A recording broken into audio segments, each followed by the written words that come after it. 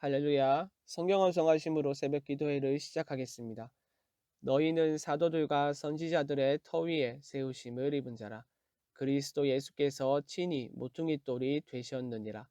그의 안에서 건물마다 서로 연결하여 주 안에서 성전이 되어가고 너희도 성령 안에서 하나님이 거하실 처소가 되기 위하여 그리스도 예수 안에서 함께 지어져 가느니라. 아멘.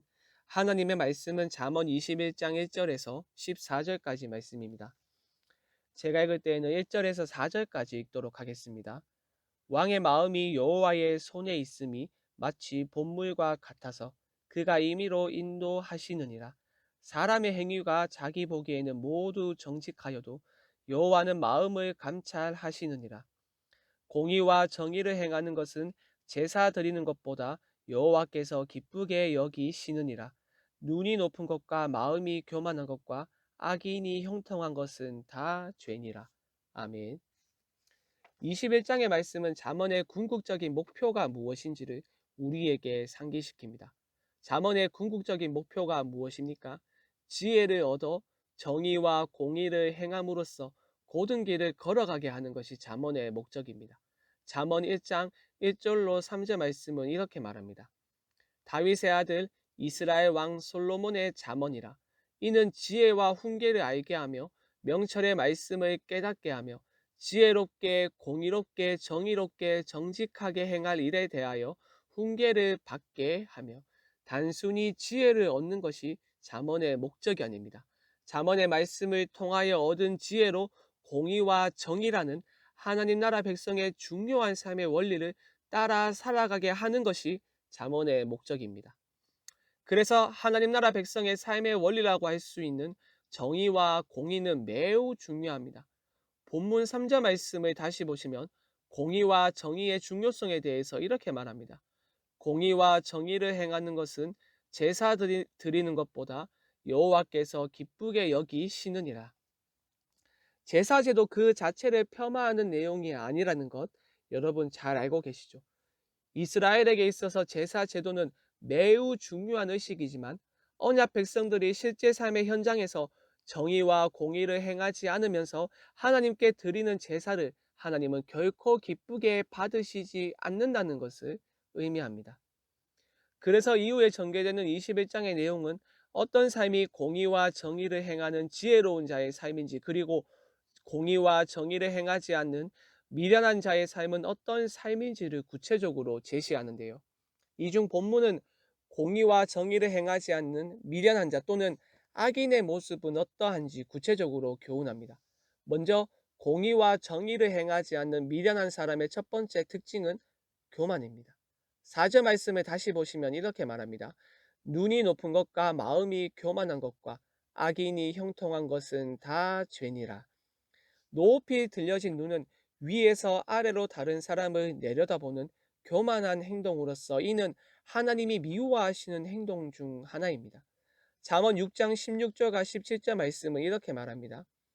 여호와께서 미워하시는 것 곧 그의 마음에 싫어하시는 것이 67가지이니 곧 교만한 눈과 거짓된 혀와 무죄한 자의 피를 흘리는 손과. 또 우리말 성경은 마음이 교만하다라고 번역했지만 원문은 마음의 넓음을 의미합니다. 우리는 마음이 넓다라는 표현을 긍정적인 의미로 사용하죠.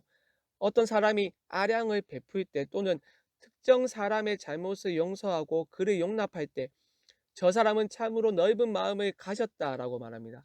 그런데 4절에서 사용된 마음이 넓다라는 표현은 문맥에서 알 수 있듯이 매우 부정적인 의미로서 이것은 제한되지 않음, 통제되지 않음의 의미입니다. 즉 마음이 넓다라는 것은 통제되지 않은 마음의 상태를 의미합니다. 사람은 다른 사람의 마음 상태를 정확히 알 수 없습니다. 한 사람을 평가할 때 그 사람의 행동을 보고 그 사람을 평가합니다. 하지만 하나님은 사람의 행동 너머에 있는 근원을 감찰하시는데 바로 마음을 감찰하십니다. 2절 말씀을 다시 보시면 이렇게 말하죠. 사람의 행위가 자기 보기에는 모두 정직하여도 여호와는 마음을 감찰하시느니라. 마음으로는 악의를 품고 있으면서 행동으로는 선한 행위를 할 수 있습니다. 우리는 연예인을 포함한 공인들이 사회에 자신의 재산을 기부하는 모습들을 자주 접합니다. 사람들은 그런 행동들을 보고 무엇이라 평가합니까? 선한 일을 하였다라고 평가합니다. 그런데 정작 그 사람의 마음을 알 수는 없습니다. 선한 행위가 이웃을 향한 긍휼의 마음에서 비롯되었는지, 아니면 자신의 재산을 기부함으로써 자신의 이름과 의를 드러내고자 그렇게 했는지 우리는 알 수 없습니다. 하지만 하나님은 마음을 감찰하시기 때문에 그 행동의 원인을 알 수 있습니다. 이런 교만한 사람의 운명은 말할 것도 없이 하나님의 심판을 경험합니다. 잠언 16장 5절의 말씀은 이렇게 말합니다. 무릇 마음이 교만한 자를 여호와께서 미워하시나니 피차 손을 잡을지라도 벌을 면하지 못하리라. 교만한 사람에게는 여호와의 심판만이 있을 뿐입니다. 또한 이어지는 악인의 특징은 거짓말로 재산을 모으는 것입니다. 6절의 말씀을 보시죠. 속이는 말로 재물을 모으는 것은 죽음을 구하는 것이라 곧 불려다니는 안개니라. 우리말 성경은 안개라고 번역을 했지만 원문은 수증기 또는 숨결의 의미로서 짧다라는 인생의 한계성을 의미합니다. 그런데 이것을 인간의 유한한 생명이라고 생각해서는 안 됩니다. 인간의 인생은 짧고 결국 죽게 된다는 것으로 생각해서는 안 됩니다. 이것은 거짓에 대한 하나님의 심판입니다. 거짓말로 재물을 모으는 것, 사람의 눈을 속일 수는 있지만 마음을 감찰하시는 여호와 하나님의 눈은 속일 수 없습니다. 오직 심판만이 있을 뿐입니다. 거짓으로 많은 재물을 모은다 한들 재물이 하나님의 형벌을 피하게 해주지는 못합니다. 하나님의 형벌 앞에서 아무런 의미가 없습니다. 마지막 악인의 특징 세 번째는 폭력을 행사하며 구부러진 길을 걸어가는 사람입니다. 7절과 8절의 말씀을 보시죠. 악인의 강포는 자기를 소멸하나니 이는 정의를 행하기 싫어함이니라. 죄를 크게 범한 자의 길은 심히 구부러지고 깨끗한 자의 길은 고드니라. 잠언에서 강조하고 있는 길 이미지가 또 등장했습니다. 악인은 정의를 행하는 것을 싫어하며 그 대신에 폭력을 행사하는 것을 좋아합니다. 그런데 이 폭력은 부메랑이 되어 반드시 자신을 향하여 돌아옵니다. 마음을 감찰하시는 하나님께서 악인의 폭력을 반드시 심판하시기 때문입니다. 하지만 깨끗한 자는 다릅니다. 교만하고 거짓을 행하며 폭력을 좋아하는 사람은 구부러진 길을 걸어가지만 깨끗한 자, 그러니까 공의와 정의를 행하며 살아가는 사람은 다른 운명을 경험합니다. 왜냐하면 공의와 정의를 행하며 고든 길을 걸어가기 때문입니다. 사랑하는 여러분, 여러분은 지혜를 소유한 사람답게 매일의 삶의 영역에서 공의와 정의를 행하며 살아가십니까? 교만하지 않고 거짓을 행하지 않고 폭력을 행사하지 않으며 하나님 나라의 중요한 삶의 원리인 공의와 정의를 행함으로써 매일의 삶 속에서 하나님 나라를 살아내고 계십니까?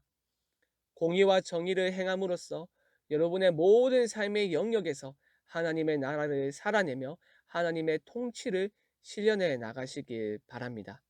우리 함께 말씀 생각하며 합심으로 기도하겠습니다. 하나님이 주신 지혜를 소유한 사람으로서 이 땅을 살아갈 때 공의와 정의를 행하며 살아가게 하옵소서. 그리하여 모든 삶의 영역에서 하나님의 통치를 실현할 수 있도록 우리를 붙들어 주시옵소서. 수요일은 선교와 전도를 위하여 기도하는 날입니다. 캄보디아의 김영진 아는양 선교사님과 인도네시아의 김인성 이성숙 선교사님의 가정을 붙들어 주시고 그들의 사역 가운데 은혜를 부어 주시옵소서. 우리 모두에게 구령의 열정을 회복시켜 주셔서 증인 공동체로 우리 교회를 세워 주시옵소서. 마지막으로 코로나 사태를 속히 종식시켜 주시고 이 일을 통하여 한국교회가 다시 복음으로 돌아가 복음의 능력을 회복할 수 있도록 붙들어 주시옵소서. 이 외에도 각자의 기도 제목을 가지고 자유롭게 기도하시면 되겠습니다. 주님의 이름을 한번 부르고 자유롭게 기도하겠습니다. 주여.